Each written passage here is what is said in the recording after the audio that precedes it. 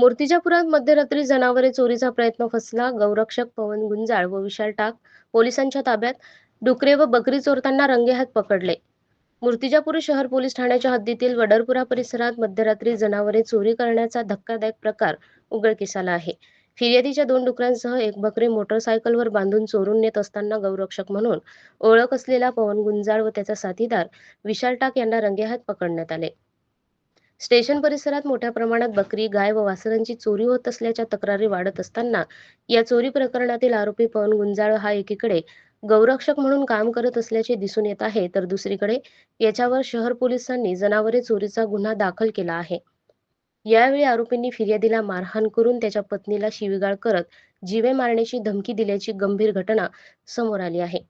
या प्रकरणी मूर्तिजापूर शहर पोलीस ठाण्यात अपराध नंबर 409 2026 अंतर्गत कलम 303, 62, 115, 351, 352 BNS प्रमाणे गुन्हा दाखल करण्यात आला आहे.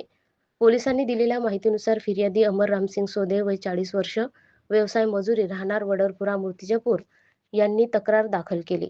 आरोपी म्हणून पवन संजय गुंजाळ वय 22 वर्ष व विशाल श्यामटाक वय 28 वर्ष या दोघांविरुद्ध गुन्हा नोंदवण्यात आला असून दोघेही वडरपुरा मूर्तिजापूर येथे रहिवासी आहेत.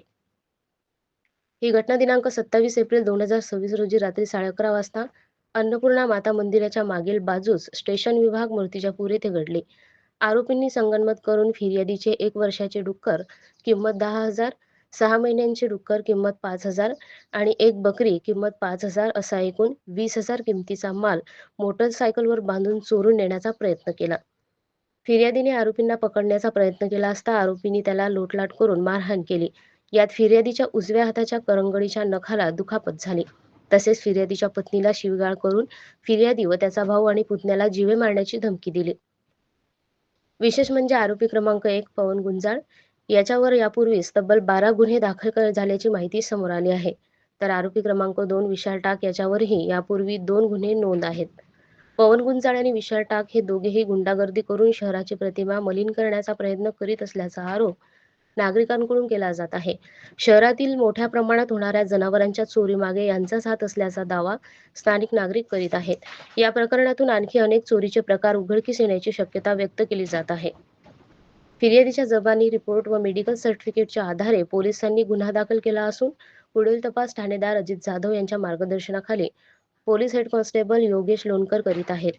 या घटनेमुळे वडारपुरा परिसरात काही काळ तणावाचे वातावरण निर्माण झाले असून वारंवार गुन्हे करणाऱ्या आरोपींवर कठोर कारवाईची मागणी करण्यात येत आहे.